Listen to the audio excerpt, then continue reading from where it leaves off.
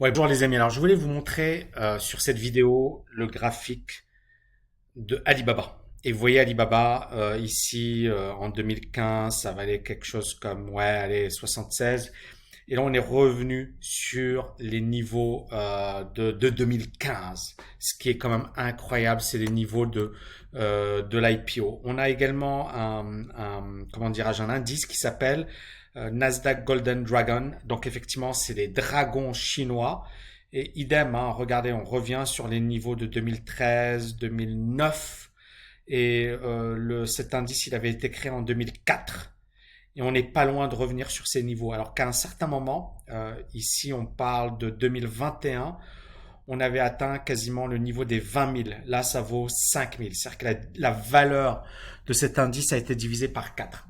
Donc ça vous montre un petit peu le contexte que l'on traverse actuellement sur les valeurs chinoises. On est en période de crack sur les valeurs chinoises. C'est juste terrible. Et encore une fois, beaucoup de personnes n'y croyaient pas ou ne voulaient pas regarder cette réalité ou ne voulaient pas, voilà, ne l'acceptaient pas. Et là, on est effectivement dans une situation assez catastrophique pour la Chine.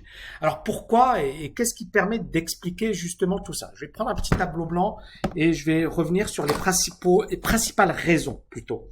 Donc ici, en fait, on a plusieurs raisons, mais la raison numéro une, hein, on le sait, c'est la Chine hein, qui a eu une politique un peu agressive à l'égard des valeurs tech et elle ne les a pas ménagées et elle se disait bon on n'a pas vraiment besoin d'elles et elles prennent une place trop importante, il y a des richesses trop importantes, etc., etc. Donc la première responsabilité, je dirais que c'est le gouvernement chinois.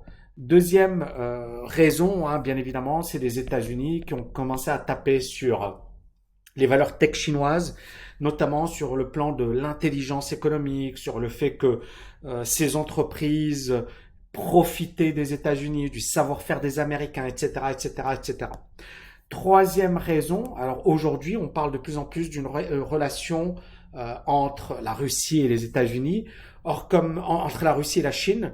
Or, comme vous savez, il y a énormément de sanctions à l'égard de la Russie et il y a des rumeurs comme quoi la Russie aurait contacté la Chine pour commander des drones. Si c'est vrai, ou du moins pour avoir une aide militaire. Et si c'est avéré, ça pourrait être une catastrophe. Donc effectivement, on pourrait mettre ici la Russie. Donc ça, c'est une autre raison. Et ça pourrait être une catastrophe. Pourquoi? Parce que finalement, la Chine se retrouverait confrontée effectivement à une grande menace sur un plan économique. On parle beaucoup des relations entre la Russie et la Chine, mais c'est ignorer les faits.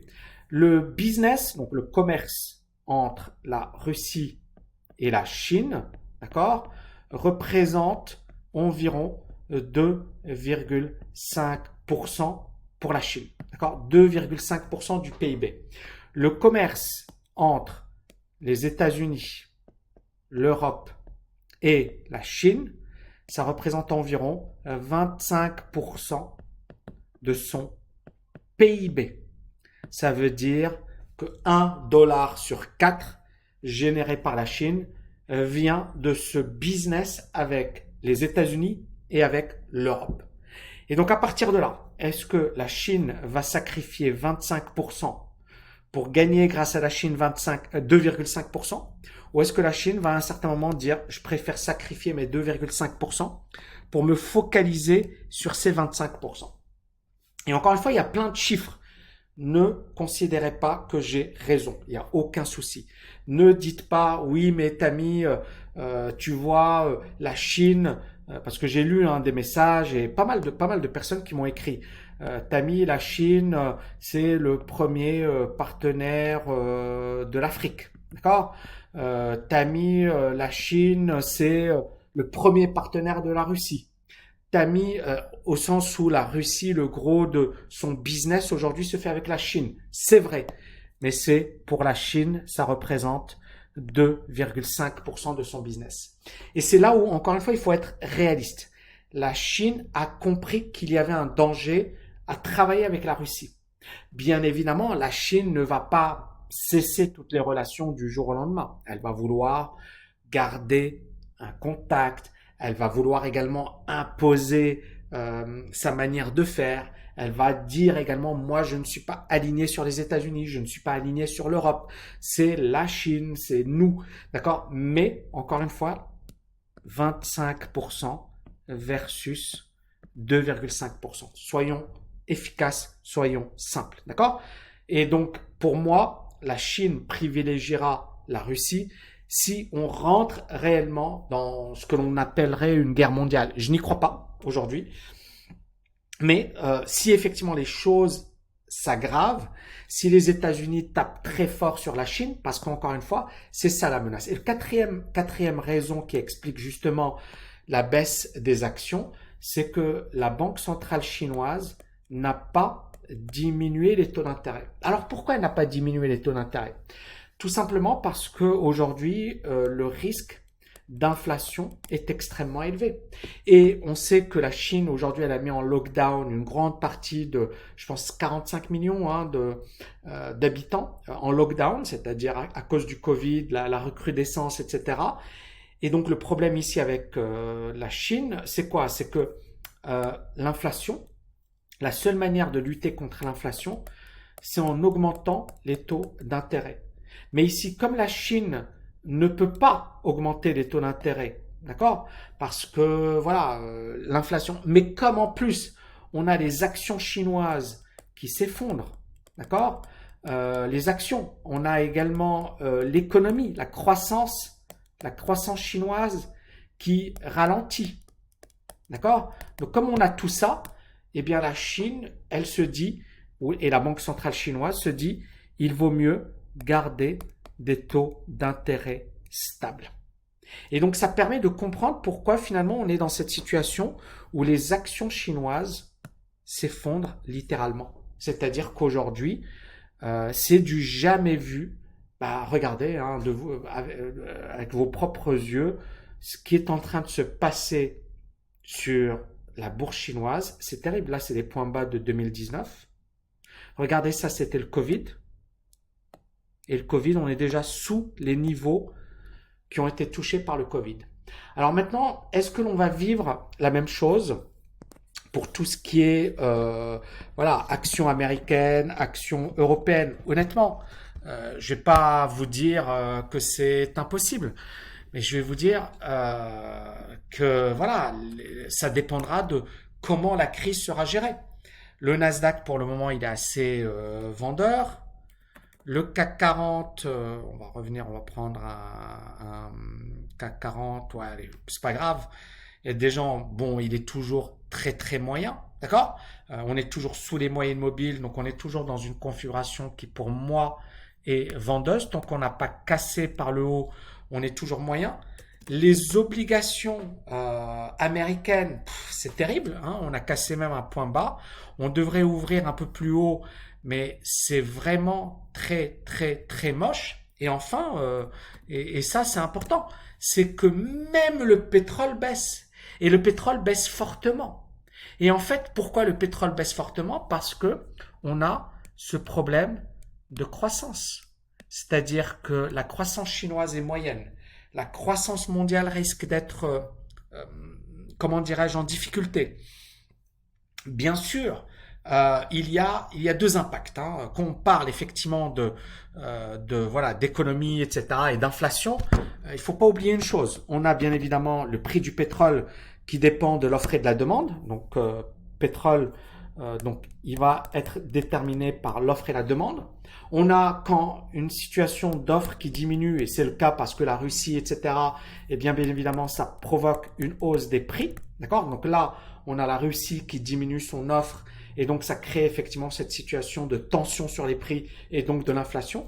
Mais d'un autre côté, la deuxième raison, c'est que la croissance mondiale va souffrir avec cette crise.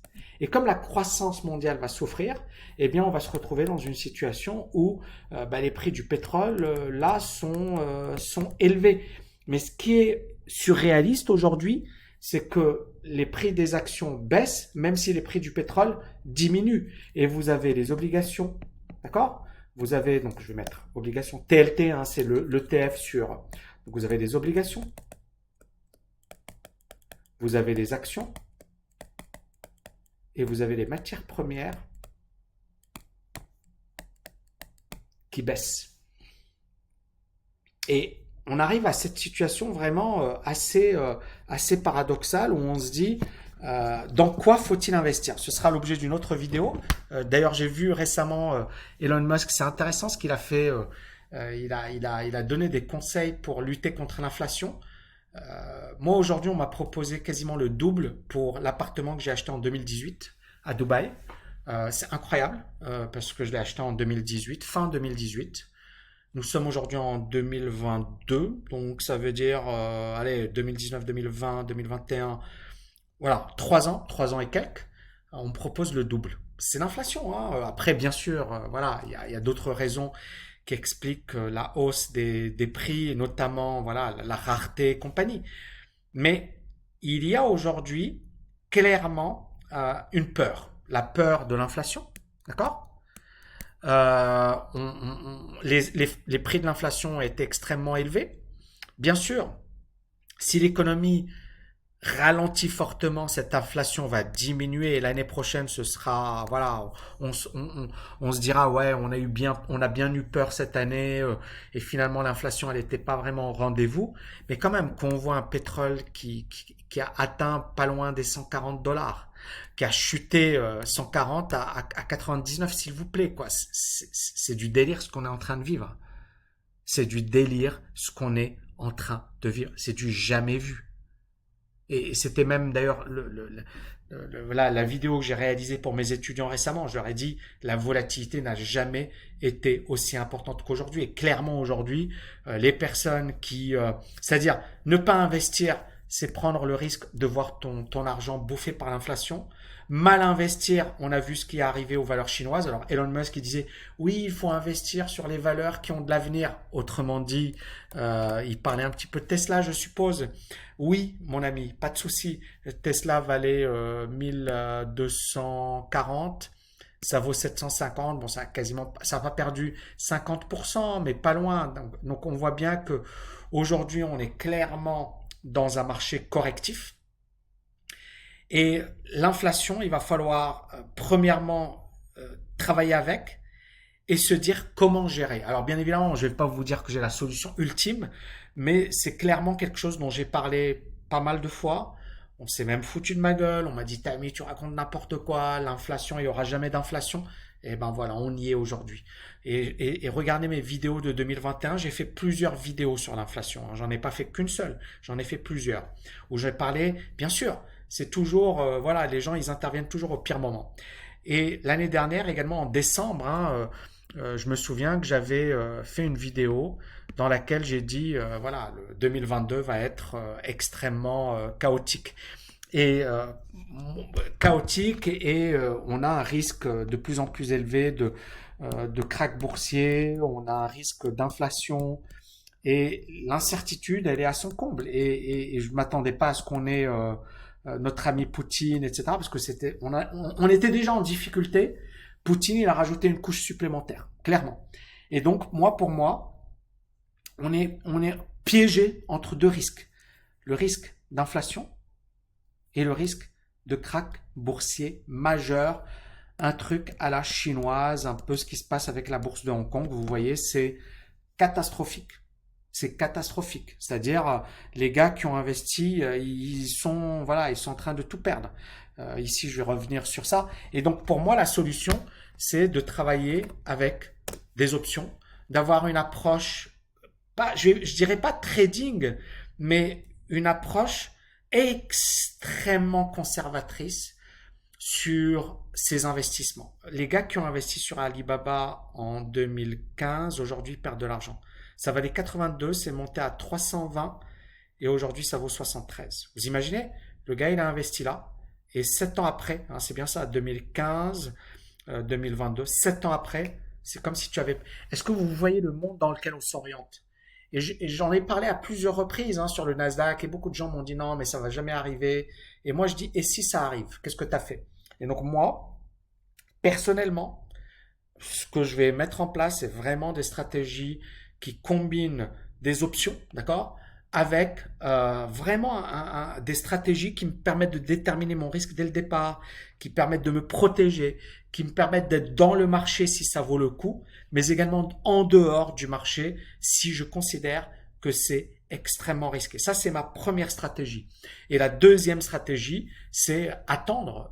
Attendre parce que je pense que ça sert à rien de s'exciter aujourd'hui. C'est-à-dire, les gars, encore une fois, c'est un exemple que j'aime bien répéter. C'est l'exemple de Robinhood, hein, ou sinon il y a Coinbase, ou regardez mes vidéos. Regardez mes vidéos d'il y a un an. Quand on a eu les Robinhood, je tenais à chaque fois le même discours. Les gars, ils ont investi, ça valait 54 ou ça valait 84. Là, ça vaut plus rien.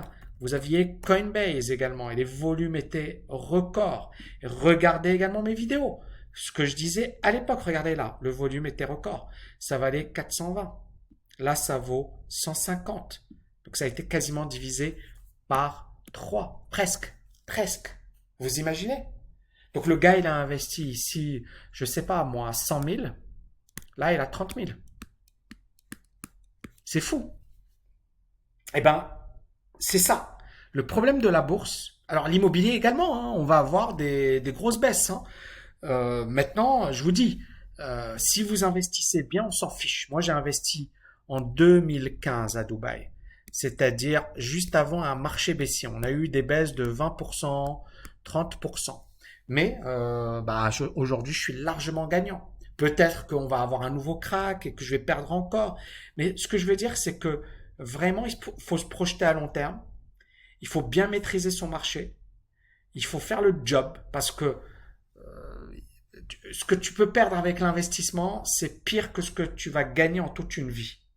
Mais ce que tu peux gagner avec ton investissement, si tu investis bien, tu peux gagner 2, 3 fois, 4 fois et plus ce que tu vas gagner en toute une vie. Donc pour moi, l'investissement, d'accord, il est supérieur à ce que tu vas gagner comme salaire, comme voilà. Mais l'investissement, ça demande un mindset, ça demande des compétences. C'est pas quelque chose qu'on apprend à l'école, qu'on apprend à l'université, et c'est quelque chose de complexe, d'accord. Et c'est quelque chose qui demande du boulot, mais en même temps, qui ne demande pas énormément d'efforts, mais qui demande quand même de bien maîtriser ce que vous faites. Moi, je suis vraiment, avec, que ce soit avec mes étudiants ou ma communauté, vous le savez, vous me suivez depuis longtemps, vous voyez comment je suis. J'ai toujours le raisonnement d'un bon père de famille, c'est-à-dire quelqu'un qui veut protéger, qui n'est pas là en mode yalla, ça va exploser, il faut mettre le paquet. Non, parce que je sais que derrière, il y a un danger, c'est-à-dire beaucoup de gens ne savent pas quel est le risque, ils voient que le gain et ils oublient le risque. Et moi, je préfère insister sur le risque plutôt que sur le gain. Parce que si vous gérez bien votre risque, le gain, il se fera de lui-même. Mais si vous gérez mal votre risque, vous n'aurez plus d'argent pour pouvoir capitaliser sur ce qui va arriver. Donc, courage les amis, prudence, ça va être une année difficile, ça va être une année compliquée, mais pour moi, je pense qu'en 2022, il faut penser d'abord à je veux sauver mes billes, je veux protéger mes billes, d'accord. On n'est pas en mode, oui, ouais, je vais... Si vous êtes en mode trading, ok, super, mais une partie de ton argent, d'accord. Mais je pense qu'en 2022, il faut être en mode conservateur. Pourquoi? Parce que si le marché, il nous fait un gros marché vendeur, je reprends un peu mon tableau blanc, s'il nous fait un gros marché vendeur, d'accord, de 2022 à, je sais pas moi, 2024, ça veut dire quoi? Ça veut dire qu'on va avoir véritablement un effondrement des marchés financiers. Mais on peut effectivement se retrouver ensuite avec des opportunités qui surviennent une fois dans une vie. Pour ceux qui sont calmes, qui sont patients, etc. Il y aura des opportunités, mais malheureusement, beaucoup de gens sont déjà investis, beaucoup de gens ont fait n'importe quoi, beaucoup de gens ne se sont pas protégés, et beaucoup de gens ils sont aujourd'hui en mode panique. Qu'est-ce qu'il faut faire? Je ne peux pas répondre à votre question, les amis. Vraiment, je ne peux pas répondre à votre question parce que je ne sais pas ce que tu as fait, comment tu as investi. Ce que je sais, c'est que ce n'est que le début. Pour moi, la crise actuelle, voilà, je l'attendais, d'accord? Je l'attendais. Pour moi, c'est pas. Maintenant, je sais également que ça va être Ça va être terrible. Ça, c'est LVMH. LVMH, c'est voilà, une super bonne valeur, etc. Et vous voyez comment LVMH baisse et on a une énorme divergence. C'est un graphique weekly. Là, c'était le point bas de mars, d'accord? C'était la dernière fois où on avait cassé ce niveau. Et là, on le recasse à nouveau. Donc voilà, pour moi, tant qu'on n'est pas repassé au-dessus des moyennes mobiles, ça pue. Alors bien sûr, LVMH, les oligarques russes comme par hasard, vous avez également la Chine qui est en difficulté, vous avez l'économie mondiale qui est en récession, vous avez plein de choses qui expliquent pourquoi LVMH baisse. Mais maintenant, la question c'est, est-ce que c'est la fin de la baisse? Est-ce que c'est une opportunité? Ou est-ce que ça va continuer à baisser? Et pour moi, la réponse c'est minimum, il faut passer au-dessus de la moyenne mobile. Minimum. Et puis, bien évidemment, bien étudier les graphiques mondiaux, etc. Maintenant, les champions du monde qui achètent par là et qui ensuite vont te dire dans 2 mois, 3 mois, super, je suis très content pour toi. Mais encore une fois, moi je le dis, les champions du monde, il y en a souvent beaucoup, mais dans les faits, il y en a très très peu. Pourquoi? Parce que les marchés sont difficiles et la grande majorité des gens, malheureusement, sont piégés par leurs émotions et se font avoir par ce qui se passe sur les marchés. Ici, juste un dernier article et ensuite je vous quitte. Voilà, c'est Hong Kong Stock, c'est les actions, donc la bourse de Hong Kong ont perdu quasiment voilà, un niveau de 2 décennies, 20 ans. Donc ça, c'est un support. Vous voyez le support? Et ce support, on l'avait touché en 98, 99, 95, 99, 2005, 2009. Et pour la première fois, on le casse. On l'avait touché également durant le point bas. Est-ce que vous imaginez un peu ce que ça veut dire? Ça veut dire qu'on est en train de vivre vraiment, euh, voilà, un moment très, très, très, très compliqué. Et surtout sur les valeurs technologiques chinoises. J'espère que vous avez aimé cette vidéo, les amis. Vous ne voyez pas ma tête, mais c'est pas grave. L'essentiel, c'est que le contenu était là. Je vous souhaite une magnifique journée et je vous dis à bientôt. Ciao, ciao, ciao.